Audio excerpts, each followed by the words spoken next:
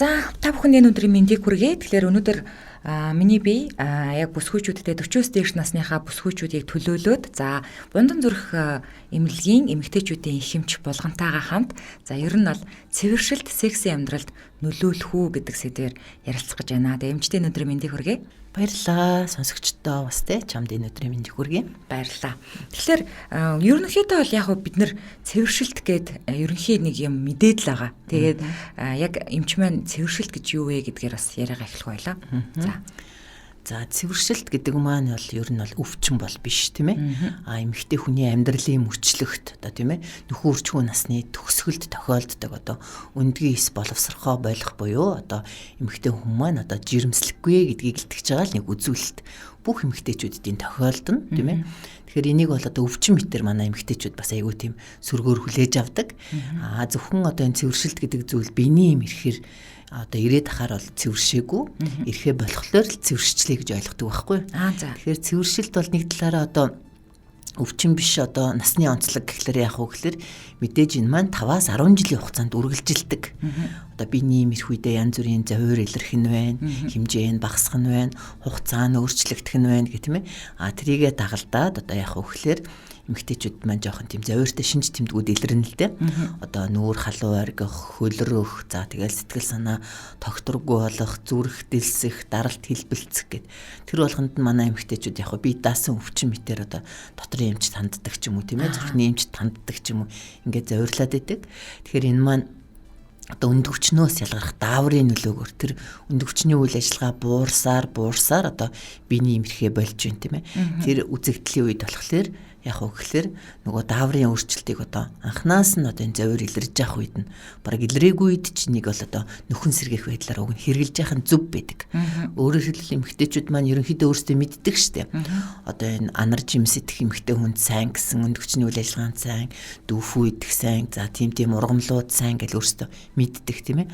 Тэгэхээр энэ өнд өвчний үйл ажиллагааг сэргээхийн тулд бид нар яах вэ гэхээр бүр болохоо байцын завир илэрсэн үед нь шууд дааврын бэлтгэл хэрэглэх биш тийм ээ.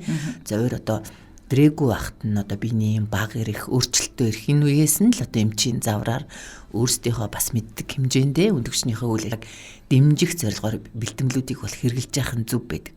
Шууд одоо хүчтэй дааврын эмчилгээ хийх нь болохоор яг тухайн үедээ нам цохиол одоо эмчилж байгаа юм шиг завирыг арилгаж байгаа юм шиг боловч тэр нь бас нэг талаараа одоо химийн аргаар гаргаж авсан бэлтгэл учраас бас нэг өөр талаараа сөрөг нөлөө үзүүлчихдэг. Тэгэхээр энэ ургамлын гаралтай бэлтгэлийг хэрэглэснээрээ өнд өвчний үйл ажиллагаа бол одоо ямар ч зовиоргүйгээр дэмжигдэж яах нь тийм ээ. Өндгийн эс боловсрдгоороо боловсрлно. Одоо биений имэрдгэрээ ирнэ. Гэсэн хэдий ч нөгөө өнд өвчнийхээ үйл ажиллагааг дэмжснээрээ эмэгтэй хүн маань яах вэ гэхээр элдв одоо зовиорууд илэрхгүй. Цэвэршилтийн одоо завир илэрж байгаа хүчтэй үеийг болохоор өөрт ямар ч асуудалгүйгээр даван тулах болдог. Зарим эмэгтэйчүүд бол энэ шинж тэмдгийг бол маш хурцаар хүлээж авдаг. Жил сэтгэл санаа тогтворгүй болохоор одоо жишээлбэл уцаарламтгай болно, уйлдаг болно тийм ээ. Тэр болгонд нь одоо жишээлбэл одоо ойр хавийнх нь хүмүүс ч гэсэн одоо таагүйгээр хүлээж авдаг. Бүр одоо буруугаар илэрхийлэхэд манай эмэгтэйчүүд аятайхан цэвэршгээл нэг одоо жишээлбэл нэг доромжлох маягтай үг илэрхийлж яадаг шүү дээ.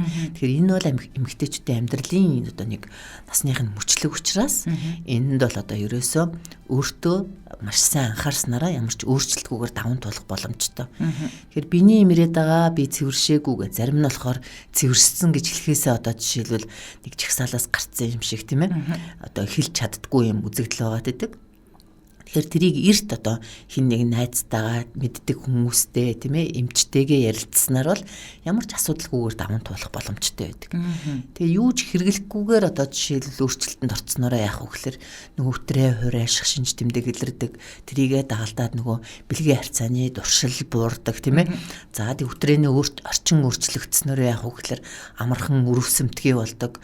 Энгийн нянгийн халтуруудаар одоо өвчлөмтгий болдог гэх мэт бас олон өөрчлөлтөнд ордог учраас ямар ч асуудалгүйгээр одоо цэвэршилтийн одоо 40-с дээш насны эмэгтэйчүүд маань биений юм ирж байгаа ч гэсэн өөрт нь ямар ч өөрчлөлт илрээгүй ч гэсэн өнд өвчнийхээ үйл ажиллагааг дэмжих зорилгоор одоо янз бүрийн бэлтгэлийг бол хэрэглэх шаардлагатай байдаг. Тэгэхээр ер нь дааврын бэлтгэлүүд бас манай Монголд бас ховор одоо болохоо ятсан үед нь шууд энэ дааврыг хэрэглэх юм тийм ээ. Тэгэхээр энэ даавар ямар нөлөөтэй юм бэ гэхээр биений эмний эхний хагас эстроген гэдэг даавар байдаг. Эстроген гэдэг даавар бол одоо эмэгтэй хүнээс ялгарах даавар, тийм ээ. Энэ даавар их ялгарснараа л одоо биений эм ирж идэг, үнд өвчний үйл ажиллагаа сайн байдаг. За тэгэл одоо эмэгтэй хүний нөгөө өндгийс боловсрч байгаатай холбоотой одоо ямар гэрэлтсэн царайтай байх юм, тийм ээ. Тэр болгоныг одоо яг хангаж явах хэрэгтэй даавар. Гэтэл энэ дааврыг болохоор орлохуйц одоо байгалийн гаралтай, тийм ээ, ургамлын гаралтай ийм бүтээгдэхүүнүүд бол манай эмийн санд бол одоо ирсэн байна л да. Одоо энийг ер нь иноклим гэдээ манай эмэгтэйчүүд мэдж байгаа баха, Францын. За ургамлын гаралтай учраас хинт ч юунд ч харслахгүй, тийм ээ. Ямар ч эмзийн зааваргүйгээр энийг аваад шууд хэрглэж болно. Ямар ч айдасгүй.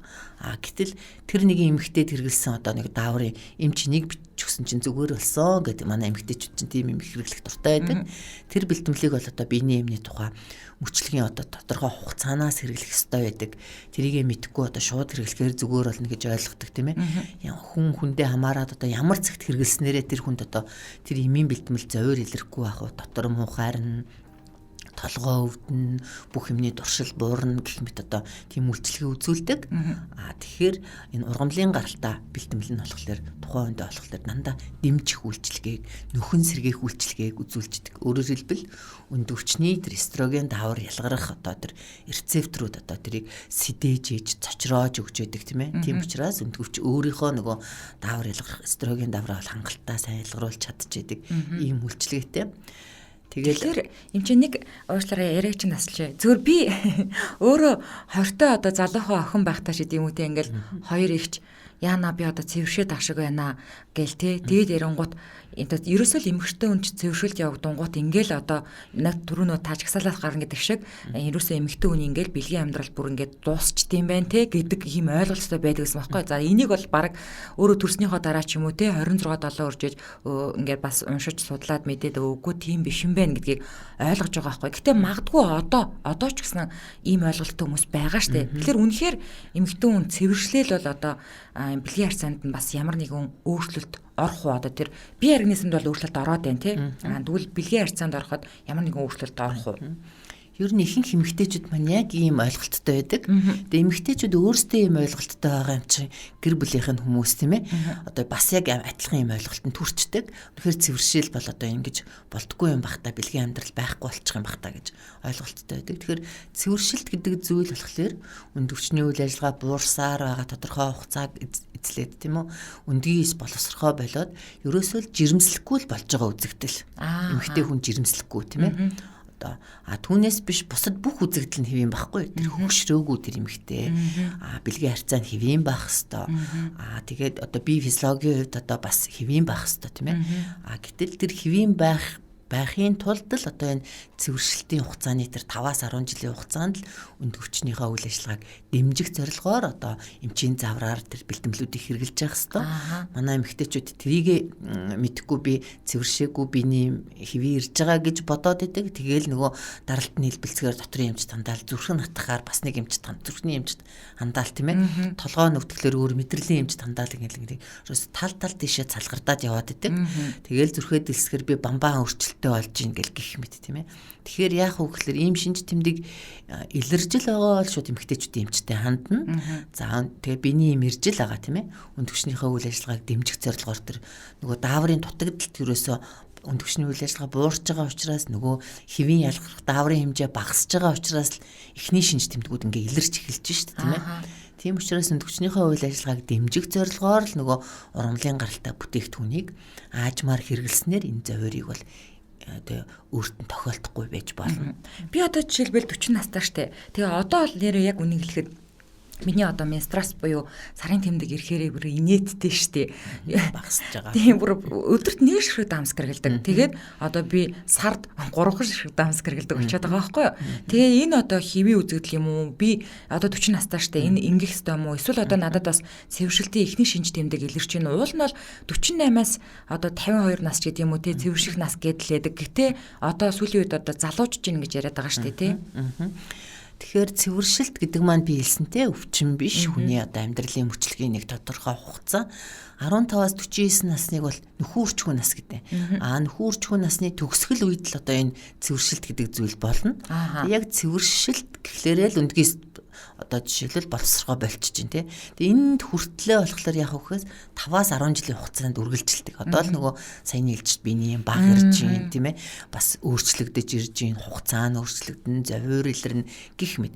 Тэгэхээр энэ бүх үзэгдэлт болохоор цэвэршилт гэдэг зүйл одоо жишээлбэл зарим эмэгтэйчүүдэд удамшлаас хамаарат 40 настай ч цэвэршиж болж байна. Тэр цэвэршчлээгээд одоо тэр эмэгтэй болохоор ямар ч уг нь өөрт нь асуудалгүй байхгүй. Ганцхан жирэмслэхгүй л болж байгаа юм. 2-3 хүүхэд төрүүлсэн эмэгтэй бол одоо тэгээд биений юм зогсчоор би цэвэрссэн гэд бусад үзэгдлүүд нь хэвийн л явагдаж байгаа хэрэгтэй байхгүй. Тэгэхээр өөрийгөө яаж цэвэрссэн л учраас би яаж ч болохгүй гэд ингээд бүх юмд хязгаарлалт үүсгэж байгаа. Тийм учраас ер нь тэгж болохгүй.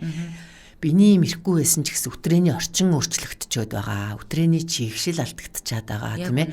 Дагалдах ингээд нөгөө өвчлөмтгий байдал нэмэгдчихэд байгаа учраас заавал эмч тандаж одоо энд болохоор зөвлөгөө авч энийг яаж даван туулах юм тийм ээ. Тэгж хандах хэрэгтэй.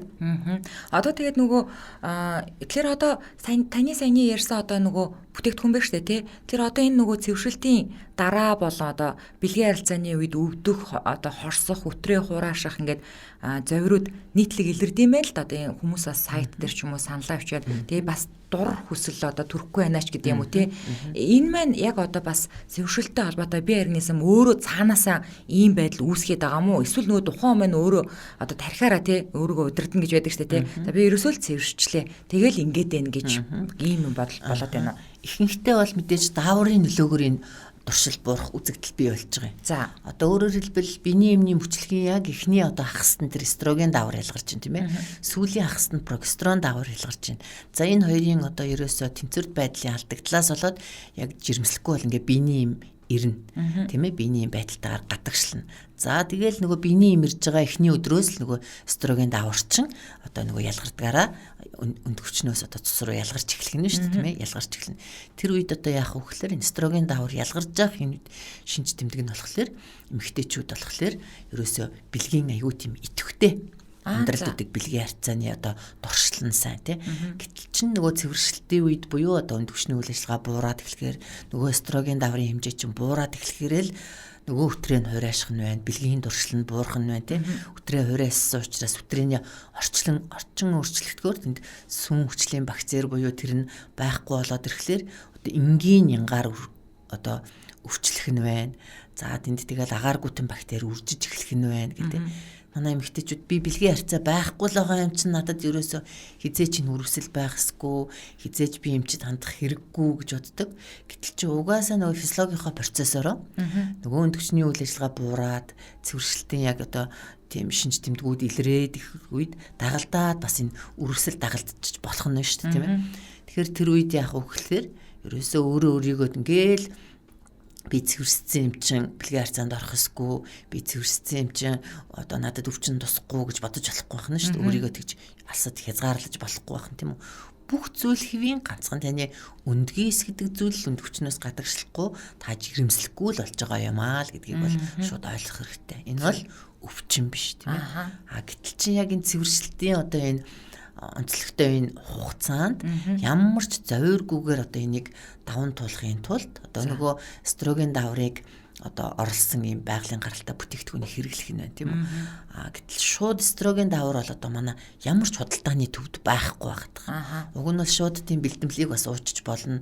Анханасаа тийм дааврын дутагдал тааж хүмүүсүүд бас ингээд янз бүрийн дааврын одоо жирэмслэхгүй байгаа эмэгтэйчүүд тийм дааврын асуудалтай бие даасан өвчнүүд байдаг. Тэгэхээр тэр дааврыг нөхөж өгье гэхлээр яг бэлнэрийн даавар байдаггүй байхгүй. Энэ дааврыг орлохуйц тэр ургамлын гаралтай миний хэлсэн тий Франц улсад үйлдвэрлэгдсэн иноклим гэдэг бэлтгэл байгаа. Энэ бол одоо ер нь Монголд орж ирээд бас нэлээд хугацаанд удцсан хүмүүс танигдсан. За бүх хэмийн сангуудаар ер нь борлогдож байгаа. Одоо яг би ер нь одоо ихэнхдээ хүмүүсүүдтэй бол энийг зөвлөдөг. Тэгэхээр одоо ер нь манай үеийнхэн ер нь сард ч юм уу эсвэл 7 хоногт ч юм уу яг сексийг зүгээр хэдэн удаагийн давтамжтай хийх ёстой гэдэм бэ? Тэр одоо шууд хэдэн удаа гэсэн бас нэг тийм тоо баримт бол байхгүй. Тэр одоо хоёр хүний хоорондын дотны харьцаа учраас тэр хүмүүс өдөр болгон хийж ч болно, тийм ээ. Одоо тодорхой хугацааны давтамжтай хийж ч болно. Ер нь бэлгийн амьдрал гэдэг бол одоо осуудыг улам ойртуулсан өөрсдийнх нь дотны харьцааг үүсгэдэг зүйл учраас тэрийг бол одоо мэдээж хийж ивэл сайн, тийм ээ. Бэлгийн харьцаа хэвийн байснараа хүний дархлааны уруулаас хэвийн явагдана. Өшөө олон бас зүйлүүдэд сайн нөлөө үзүүлдэг. Тэгээ би зүгээр ингээд одоо л бодож эхэлж юм л да. Тэгээд ер нь ингээд эмэгтэйнийг бодохоор за одоо 18 настаа анх удаа бэлгийн харьцаанд орсон гэж бодъё л доо. Тэгэхээр 48 нас хүртэл гэд бодъё.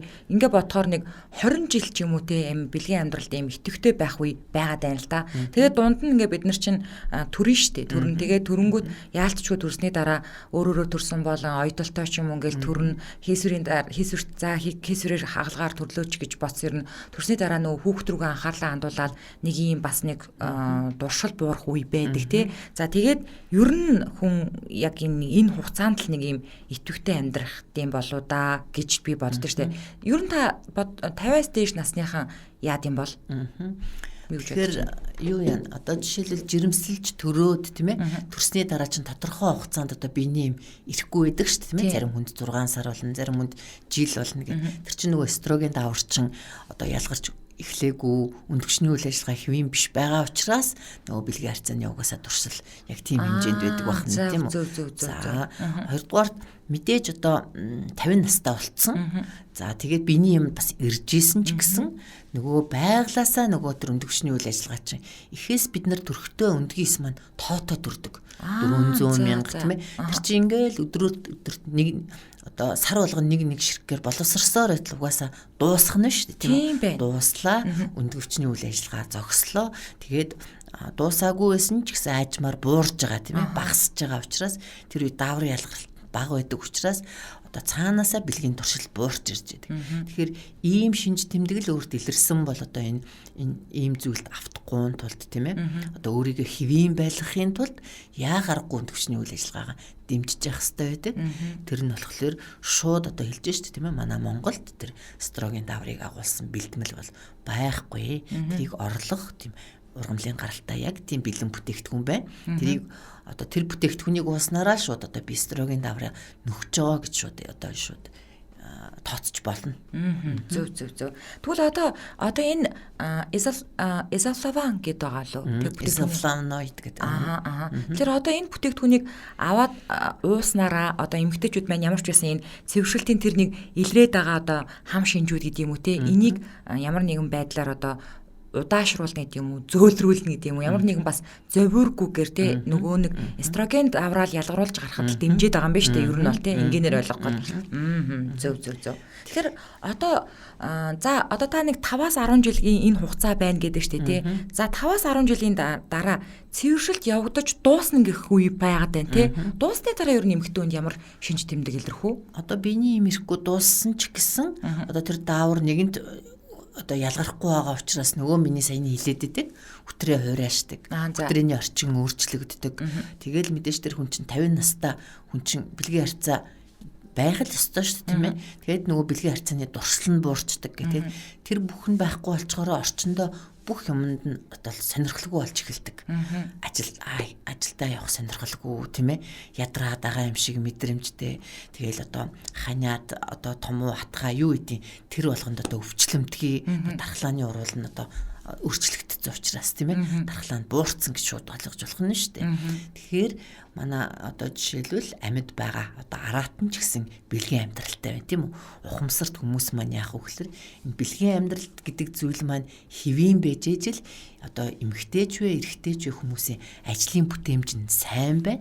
Тийм учраас энийг хэвийн байлгахын тулд гэр бүлийнхээ харилцааг бат бөх байлгахын тулд яах вэ гэхээр өөрсдөө одоо жишээлбэл энд бүр одоо ач холбогдол өгч тийм ээ өөрсдөө бас мэдлэг нэмжнийг бол хэрэгжилж явах хэвээр эрэгтэйчүүд ч гэсэн бас энэ иймтлэлийн бас бэлтгэлийг бол бас хэрэглэх шаардлагатай байдаг. Өө за. Тийм. Тэгэхээр эмэгтэйчүүд маань яах вэ гэхээр одоо энийг ямар зорилгоор одоо өшөө бас хэрглэж болж байгаа юм л да. Жишээлбэл нэлээх батгшдаг эмэгтэйчүүд байдаг шүү дээ, тийм ээ. Нүрээр нь батг гардаг. Тэр яах вэ гэхээр одоо эр бэлгийн даавар эмэгтэйчүүдэд бас маш багаар ялгарч эхэлдэг. Тэгэхээр тэр даавар нь болохоор хит их ялгардаг эмэгтэйчүүд айгүйх тийм тосны булчиргаа нэтгдсэн батг гарах гэдэг. Тэр үед яах аргагүй тэр одоо эр бэлгийн дааврыг дарангуйлахын тулд одоо эстроген дааврын бэлтгэлийг хэрэгэлдэг. Тэр эстроген даавар агуулсан маш багаар агуулсан бэлтгэл маань жирэмслэлтээс хамгаалах юм бит. Одоо тоотой юм тийм ээ. Маш багаар агуулсан. Тэгэхээр тэр үед бол одоо яах аргагүй одоо бид хоёр яриад байгаа эстроген дааврыг орлох одоо ургамлын гаралтай иноклим гэдэг энэ бэлтгэлийг бол одоо хэрэгжилж явах хэрэгтэй. Зөв.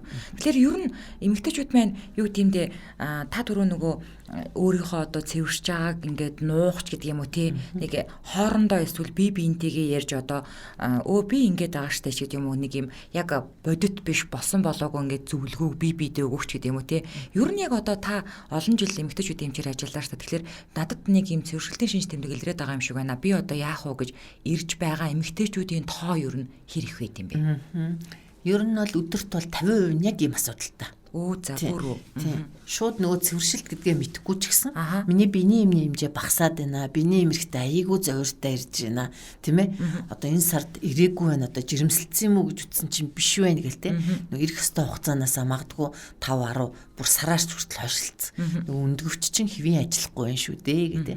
Тэгээд манайхан өөрсдөө мэддэм өөр энэ сард миний бие одоо нөгөө цус баг учраас биений юм ирсэнгүү гэдэг те.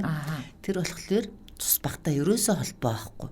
Ерөөсөө эрүүл эмэгтэй сарын тэмдэг гэдэг зүйл бол сар болгон л ирж явах хэвээр. Хэмжээ нь их бага байж болно тийм ээ. Тэгэхээр тэр дааврын өөрчлөлтөөс олж л энэ ерөөсөө ирэхгүй байгаа гэдгийг л одоо шууд мэдэх хэрэгтэй. Түүнээс шинэ сар цус багаас олж миний биений имэрсэнгүү гэж ойлгож болохгүй. Магадгүй гинтийн одоо жишээлбэл одоо ноцтой өөрчлөлтүүдээс агаар одоо өөрчлөгдөх тийм үү.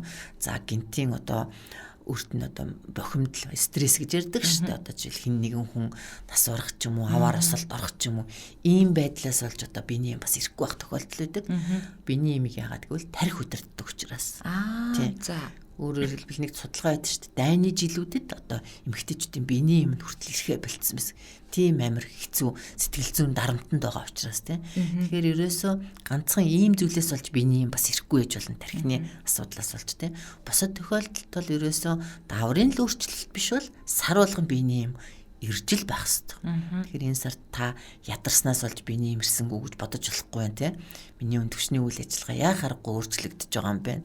Нөгөө цэвэршилт гэдэг зүйл чинь анхны шинж тэмдэг нь л юм.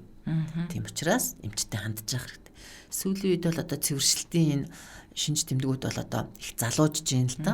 Тэгэд би тэрийг шууд утгаар нь юу гэж тайлбарлах гад байна гэхэлэр одоо манай өрх толгойлсон залуу эмэгтэйчүүд их боллоо тийм ээ гэр бүл салт их байна. Тэгээд тэр чи одоо бэлгийн харьцаа гэдэг зүйл чи яг өдөр тутам одоо бие биендээ тасн зөгтсөн хосуудад одоо байж ах зүйл болохоос байж байгаа л нэг бэлгийн харьцаанд орно гэдэг зүйл болохоор тэр ямар ч тийм одоо бас аз жаргалч гэдэг юм уу таашаалч гэдэг юм зүйл байхгүй болчихж байгаа байхгүй. Тэгэхээр энээс одоо яа харахгүй нэг бэлгийн харьцаа байхгүй ч гэсэн бас ингээд энэ бэлтгэлийг хэрэглээд бас өөрийгөө тийм ээ бас зохицуулж явах хэрэгтэй.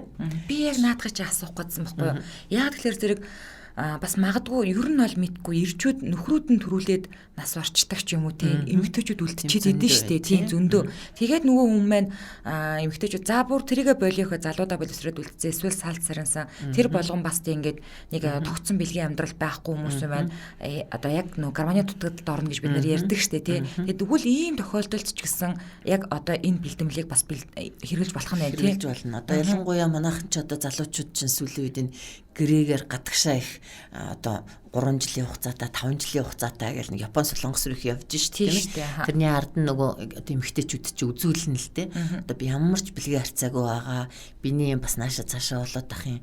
Энэ үед уух одоо намайг юуны гормоны өөрчлөлт гэсэн гэл тийм ээ. Яах ёстой бэ гэд. Одоо бодвол тэр үрийн шингэнээр авах юмыг би юугаар нөхөх юм бэ л гэж шууд утгаараа асууж байгаа байхгүй тийм. Тэрийг манай нийтлэг эмэгтэйчүүд гормоны өөрчлөлт гэдэг. Тэгэхээр мэдээж бас тэр нөлөөлн тийм ээ бэлгийн харьцаа байхгүй нөлөөлнө.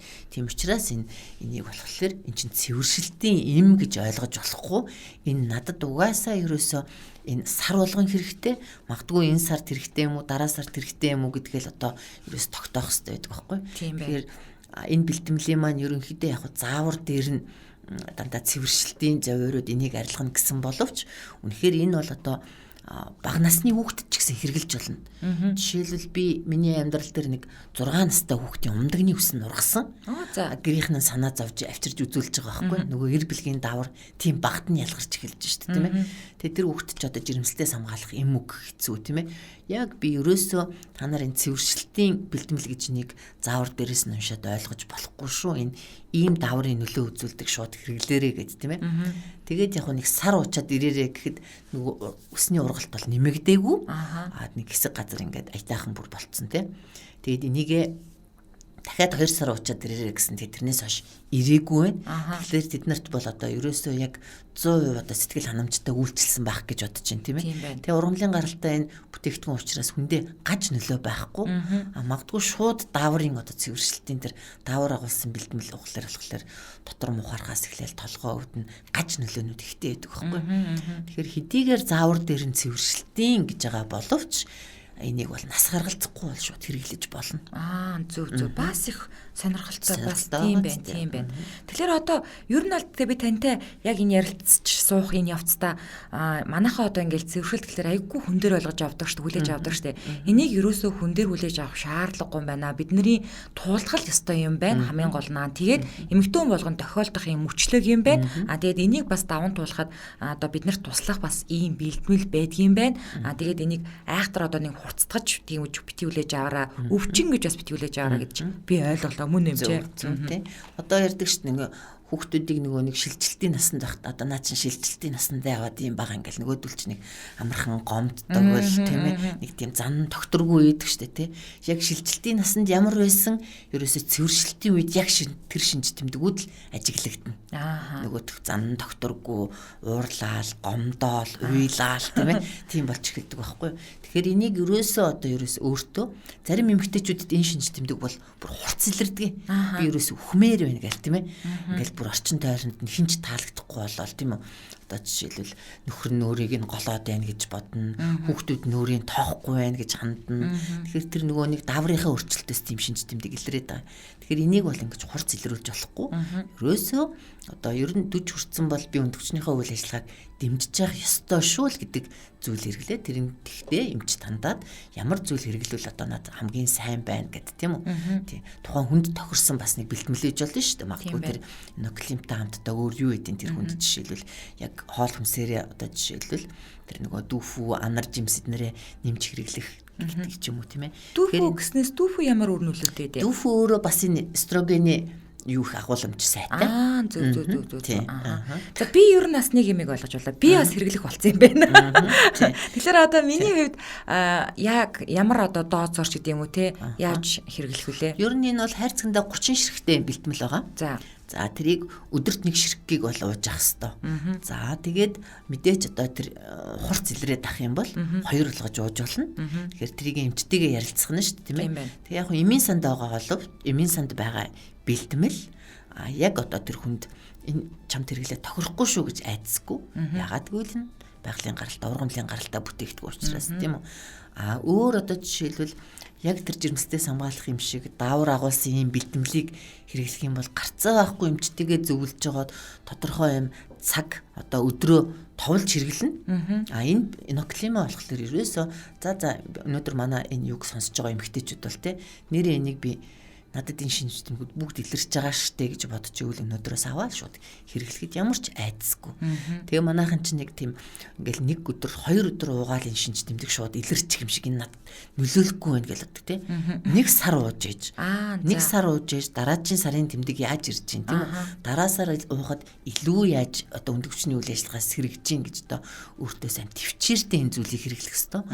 Одоо бүгдийн л айгу тийм богинохон хугацааны зүйлд манайхан айгу дуртай байдаг. Богинохон хугацааны үр дүнд тий. Тэгээ тэр зүйл дуртай байдаг. Тэгэхээр энэ иноклин бол одоо миний ажиллаж байгаа одоо энэ одоо практик дээр бол яа харахгүй энийг бол одоо ерөөсө бүх эмэгтэйчүүд ер нь авч хэрэглэх ёстой.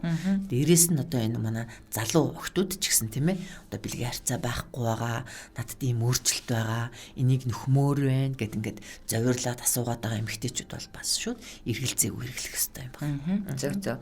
За ингээд өнөөдөр бас урилгын маань хүлээ аваад тэгээд маш сонирхолтой яриа өрнүүлсэн Бундан зүрх одоо эмэгтэйчүүдийн эмнэлгийн хэмж булган эмчтэй баярлалаа. Тэгэхээр өнөөдөр бид нэр цэвэршилтийн үед болон дараа ч гэсэн дотны харилцаагаа хэвээр авч үлдэх нь боломжгүй асуудал биш юм аа. За секс бол одоо хүний амьдралын чадвар, эрч хүч, сэтгэл санааны доктортой байдал зэрэг одоо бие махбодын болон сэтгэл зүйн асуудлуудтай хамгийн их уялдаа хамааралтай байдаг зүйл. Тэгээ эмэгтэй хүний насны сексийн амьдралын давтамж болон итгэх өөр байдаг ч энэ нь одоо аль ч цаг үед авах сэрэл мэдрэмжийг хэвээр мэт үргэлжлүүлэх нь чухал. За мөн ялангуяа цэвэршилтийн дараа одоо дахин өөр амьдралын мөчлөг, шинэ амьдрал эхэлж байна гэж үздэг учраас энэ үед мөн нандин харилцаагаа одоо хэвээр авч үлдэхийн тулд одоо энэ одоо боломж бас байдгийн байх шүү гэдэг одоо мессежийг бас бүсгүйчүүдтэй хүргэж чадсан байх гэдэгт итгэлтэй. Тэгээд яг энэ хүү подкастын маань гол зорилго ч гэсэн бас энэ байлаа. Тэгээд эмчтэй баярлалаа. За баярлалаа.